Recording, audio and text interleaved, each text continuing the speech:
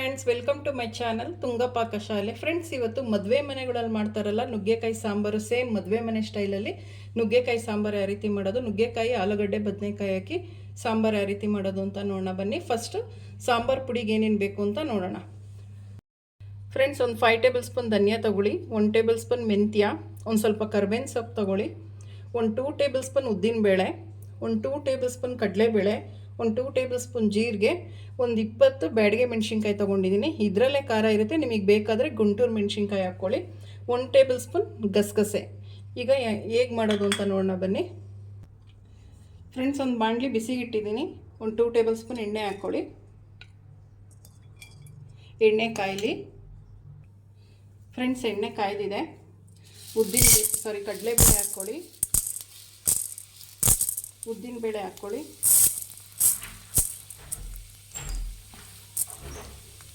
ಮೆಂತ್ಯ ಹಾಕ್ಕೊಳ್ಳಿ.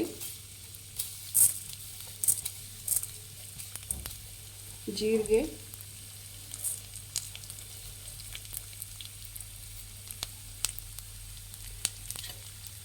ಫ್ರೆಂಡ್ಸ್, ಇದು ಲೋ ಫ್ಲೇಮಲ್ಲಿ ಇಟ್ಟು ಫ್ರೈ ಮಾಡಬೇಕು. ಗೋಲ್ಡನ್ ಬ್ರೌನ್ ಬರೋವರೆಗೂ ಫ್ರೈ ಮಾಡಬೇಕು. ಇದನ್ನು ಲೋ ಫ್ಲೇಮಲ್ಲಿ ಇಡಿ, ತುಂಬಾ ಚೆನ್ನಾಗಿರುತ್ತೆ, ಟೇಸ್ಟಿಯಾಗಿರುತ್ತೆ. ಪೌಡರು ಸಾಂಬಾರ್ಗೆ ಹಾಕಿದ್ರೆ ಲೋ ಫ್ಲೇಮಲ್ಲಿ ಇಟ್ಟು ಫ್ರೈ ಮಾಡಿ.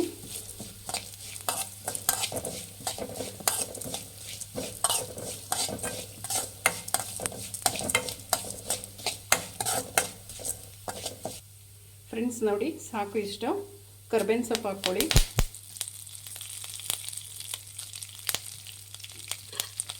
ಫ್ರೈ ಮಾಡಿದ್ದು ಚೆನ್ನಾಗಿ. ಫ್ರೆಂಡ್ಸ್, ನೋಡಿ ಬ್ಯಾಡಗೆ ಮೆಣಸಿನ್ಕಾಯಿ ಹಾಕ್ಕೊಳ್ಳಿ. ಇದು ಚೆನ್ನಾಗಿ ಫ್ರೈ ಮಾಡಿ. ನೋಡಿ ಸಾಕು, ಇದು ಮೆಣಸಿನ್ಕಾಯಿ ಚೆನ್ನಾಗಿ ಫ್ರೈ ಆಗಿದೆ. ಧನಿಯಾ ಹಾಕ್ಕೊಳ್ಳಿ. ಧನಿಯಾನು ಚೆನ್ನಾಗಿ ಫ್ರೈ ಮಾಡಿ. ಫ್ರೆಂಡ್ಸ್, ಲೋ ಫ್ಲೇಮಲ್ಲಿ ಇಟ್ಟು ಫ್ರೈ ಮಾಡಬೇಕು. ದಯವಿಟ್ಟು ಹೈ ಫ್ಲೇಮಲ್ಲಿ ಇಡಬೇಡಿ. ಒಂದು ಸ್ವಲ್ಪ ಟೈಮ್ ಹಿಡಿಯುತ್ತೆ, ಬಟ್ ತುಂಬಾ ಟೇಸ್ಟಿಯಾಗಿರುತ್ತೆ. ಲೋ ಫ್ಲೇಮಲ್ಲಿ ಇಟ್ಟು ಇದೆಲ್ಲ ಫ್ರೈ ಮಾಡಿದ್ರೆ ತುಂಬಾ ಚೆನ್ನಾಗಿರುತ್ತೆ. ಫ್ರೆಂಡ್ಸ್, ನೋಡಿ ಆಗಿದೆ. ಸ್ಟವ್ ಆಫ್ ಮಾಡ್ಕೊಂಬಿಡಿ. ಲಾಸ್ಟಿಗೆ ಗಸಗಸೆ ಹಾಕ್ಕೊಳ್ಳಿ. ಇದು ಸಾಕು, ಇದೇ ಬಿಸಿಲಿ ಈ ರೀತಿ ಮಾಡಿ ಸಾಕು. ಇಲ್ಲ ಸೀದ್ಬಿಡುತ್ತೆ ಗಸಗಸೆ ಬೇಗ. ಒಂದು ಸ್ವಲ್ಪ ಹಿಂಗೆ ಹಾಕ್ಕೊಳ್ಳಿ, ಒಂದು 1/2 ಟೇಬಲ್ ಸ್ಪೂನ್ ಅಷ್ಟು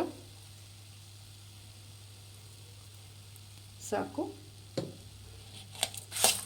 ಮಿಕ್ಸ್ ಮಾಡಿ. ಇದು ಆರಿ ತಣ್ಣಗಾದ ಮೇಲೆ ಮಿಕ್ಸಿ ಮಾಡ್ಕೊಳ್ಳೋಣ. ಫ್ರೆಂಡ್ಸ್, ನೋಡಿ ಒಂದು ಮಿಕ್ಸಿ ಜಾರ್ ತೊಗೊಂಡಿದ್ದೀನಿ. ಇದು ಆರಿ ತಣ್ಣಗಾಗಿದೆ. ಎಲ್ಲ ಇದಕ್ಕೆ ಹಾಕ್ಕೊಳ್ಳೋಣ ಮಿಕ್ಸಿ ಜಾರ್ಗೆ.